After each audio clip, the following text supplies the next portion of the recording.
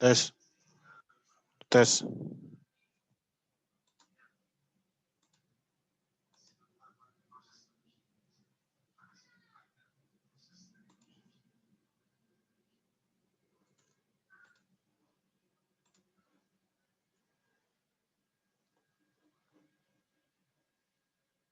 Saya mulai aja ya. Assalamualaikum warahmatullahi wabarakatuh.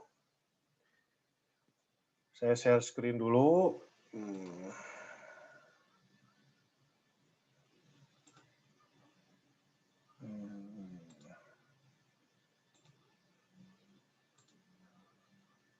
Udah kelihatan slide-nya belum?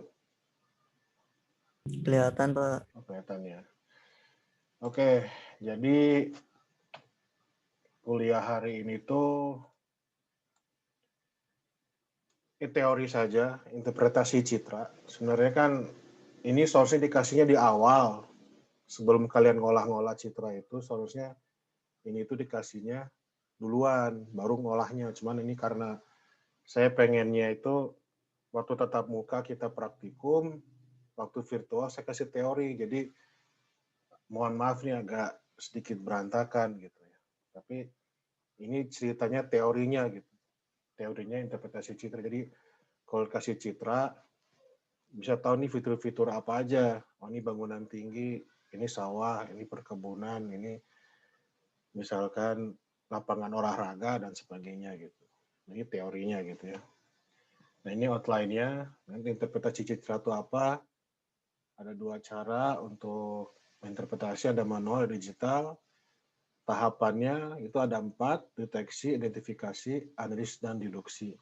Di dalam identifikasi ada lagi tahapan interpretasinya gitu, ciri spektral, spasial, dan temporal.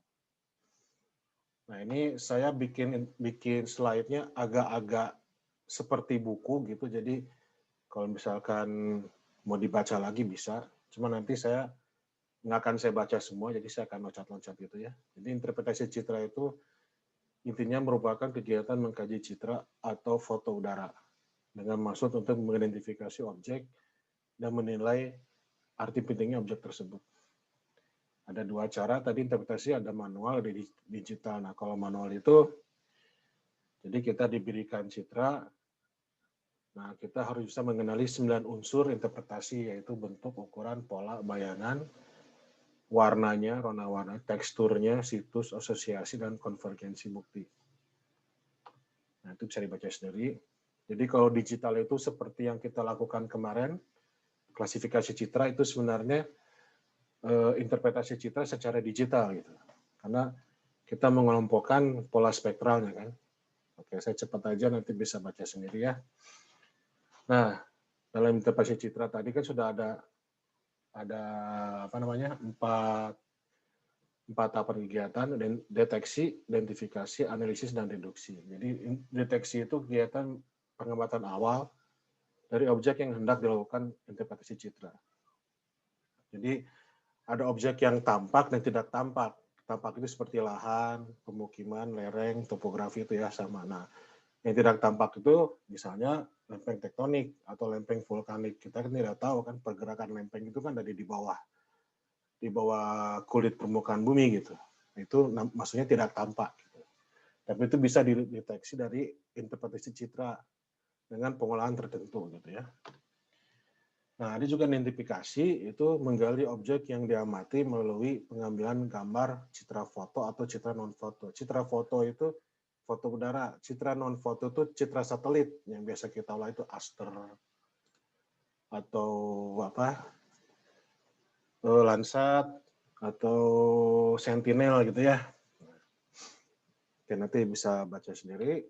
Nah, identifikasi citra itu dibagi 3 ciri utama, ciri spektral, spasial, dan temporal. Jadi kalau spektral itu ciri yang dihasilkan oleh interaksi antara tenaga elektromagnetik dengan objek gitu ya.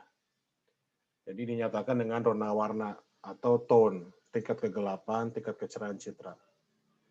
Adapun faktor yang mempengaruhi rona adalah karakteristik objeknya, bahan yang digunakan, proses pemrosesan emulsi, keadaan cuaca, letak objek, waktu pemotretannya. Jadi kalau di potretnya bulan musim hujan seperti September, November, Desember, nah itu akan beda dengan musim kemarau kayak bulan Mei atau Juni. Nah, kalau spasial itu lebih ke bentuk ruangnya gitu. Jadi teksturnya. Jadi kalau ada lihat tekstur di Citra itu mungkin itu bisa juga cek kayak hutan tuh teksturnya kasar. Kalau belukar teksturnya sedang, kalau semak teksturnya halus. Jadi kelihatan teksturnya itu padat kasar atau ringan halus. Nah, itu biasanya vegetasinya padat hutan, vegetasinya agak renggang itu berarti dia halus. Nah, itu bisa lihat dari situ. Nanti di akhir dari slide ini ada contoh-contoh citranya gitu ya. Kedua tuh bentuk. Jadi dapat berupa shape or form. Shape adalah bentuk luar atau bentuk umum.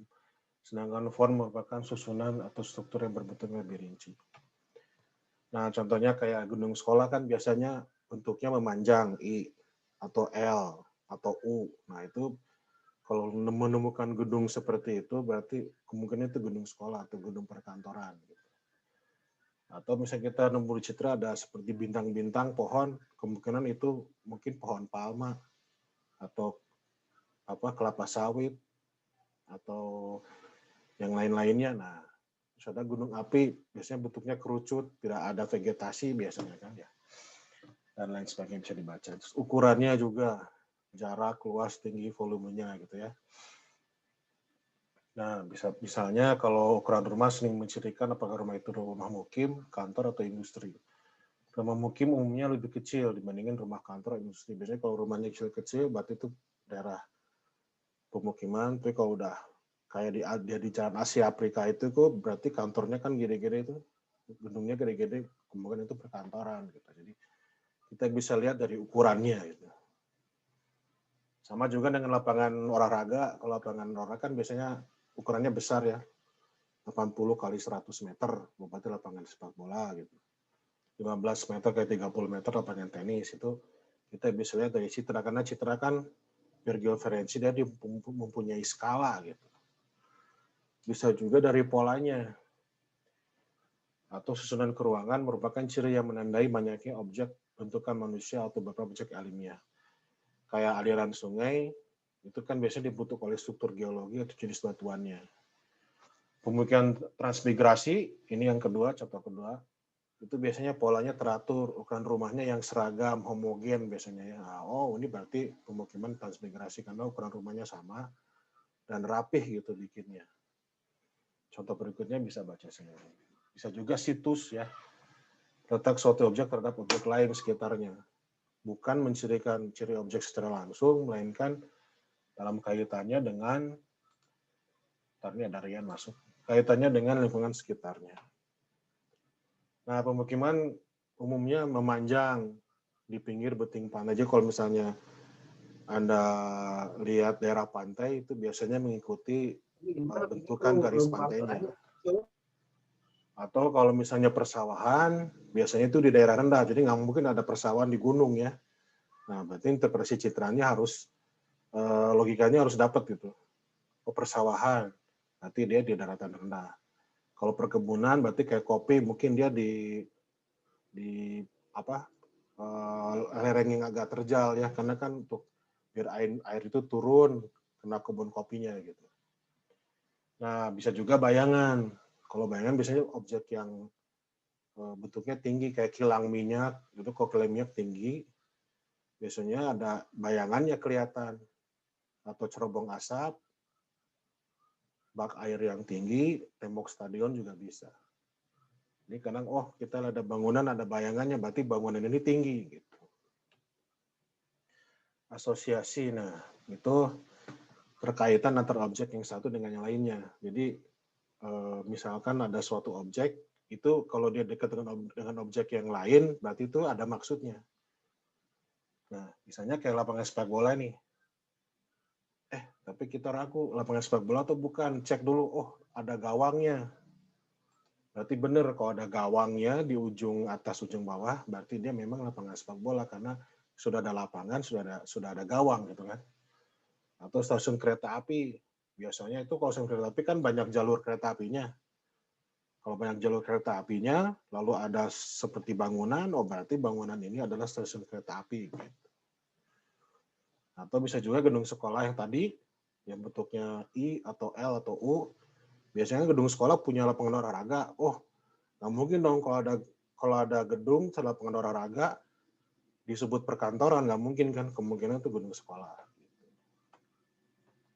Konvergensi bukti. Nah, ini yang terakhir, yang dari semua tadi yang 7, dimasukin ke nomor 8 ini. Konvergensi bukti dalam mengenali sebuah objek pada foto udara atau pada citra, dan juga untuk tidak hanya menggunakan satu unsur saja. Sebaiknya menggunakan unsur interpretasi yang sebanyak mungkin ya. Jadi dari 1 sampai 7 tadi itu digabungin, dipahami, lalu diambil kesimpulan, oh ini adalah bentuk dari apa gitu misalnya. Nah, ini contoh di gambar sebelah kanan ini. Misalkan kita melihat di citra itu ada bentuk seperti bintang. Oke lah, itu bisa kelapa sawit, bisa nipah, bisa enau, bisa sagu. Tapi setelah dilihat lagi, ternyata oh tidak teratur nih. Nanamnya nggak teratur, berarti dia bukan kelapa sawit, bukan kelapa, berarti nipah, enau, atau sagu. Dilihat lagi, oh ternyata ada bayangan, karena di atas 10 meter kan. Oh berarti nggak mungkin nipah, pasti enau atau sagu. Pas dicek lagi, ternyata lokasinya itu di air payau. Jadi air payau itu pertemuan air tawar dengan air laut. Dia dekat-dekat pantai dan dekat darat. Oh, berarti sagu nih. Nah, jadi yang bentuk-bentuk bintang itu adalah sagu. Karena lokasinya dekat air tawar dan air laut. Itulah ceritanya. Nah, ini bagian dari tadi yang ciri spektral, ciri spasial, sekarang ciri temporal. Jadi itu berhubungan dengan waktu atau perekamannya. Jadi kalau misalkan air pada citra foto, kalau misalkan gelap berarti itu musim kemarau. Kalau cerah berarti musim hujan. Biasanya lahan juga akan terlihat subur di musim hujan, akan memiliki warna hijau. Kalau lahan yang kering biasanya kecoklatan atau biasanya ungu ya. Kalau kita pernah ada yang lahan yang ungu, ada yang coklat, nah atau yang hijau, berarti kalau hijau itu dia musim-musim hujan atau memang tanahnya subur, atau musim kemarau kalau dia warnanya coklat atau ungu. Gitu. Kalau umur, nah ini biasanya daerah area sungai. Kalau dia terkikisnya sudah banyak, berarti dia memang daerah sungai yang sudah lama gitu. Kalau terkikisnya masih belum parah, itu berarti dia dasnya masih muda. Jadi dari tadi ada deteksi, identifikasi, sekarang analisis. Nah, analisis mana proses menggabungkan tahap deteksi dan identifikasi. Tahap analisis lebih menekankan pada uraian deskripsi interpretasi citra agar mudah dipresentasikan. Maka biasanya kalau analisis itu sudah ada peta, tabel, grafik, diagram, dan lain sebagainya. Baru yang terakhir itu deduksi, itu adalah pengambilan keputusan. Nah, pengambilan keputusan ini berarti gabungan dari deteksi, identifikasi dengan isinya tadi spektral, ciri spasial, ciri temporal, dan analisis semua digabung jadi satu, baru diambil keputusan bahwa objek yang peta ini adalah anu misalnya begitu. Nah ini contoh, kalau ada bentuk seperti ini yang di bawah ini, berarti memang dia lapangan bola ya. Salah. Nah, salah pencet.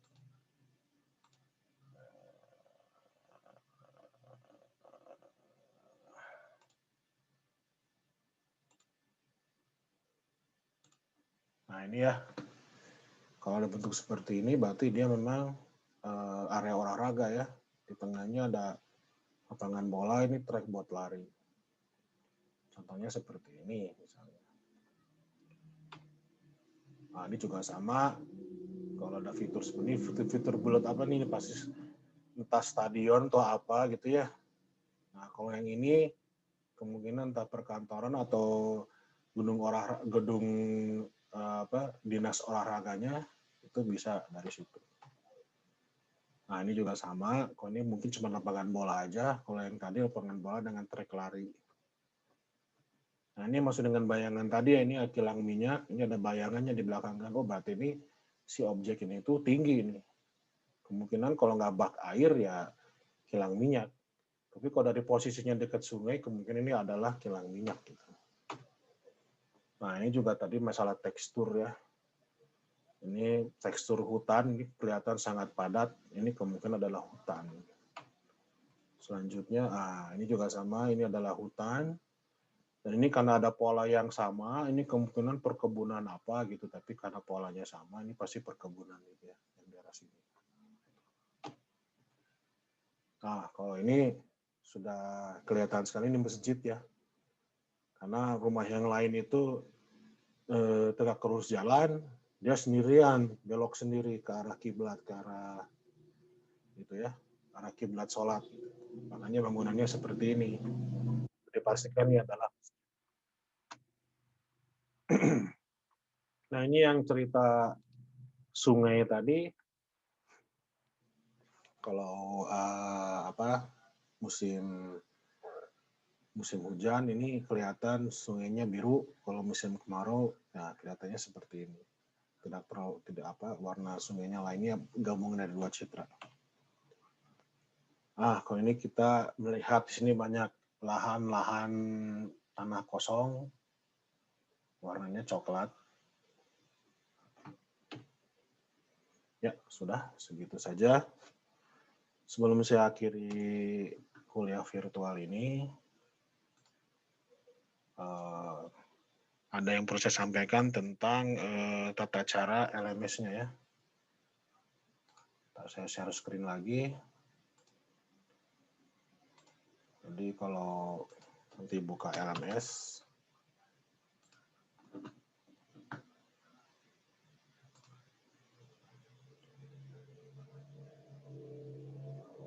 alhamdulillah LMS-nya berfungsi. Kemarin sempat down.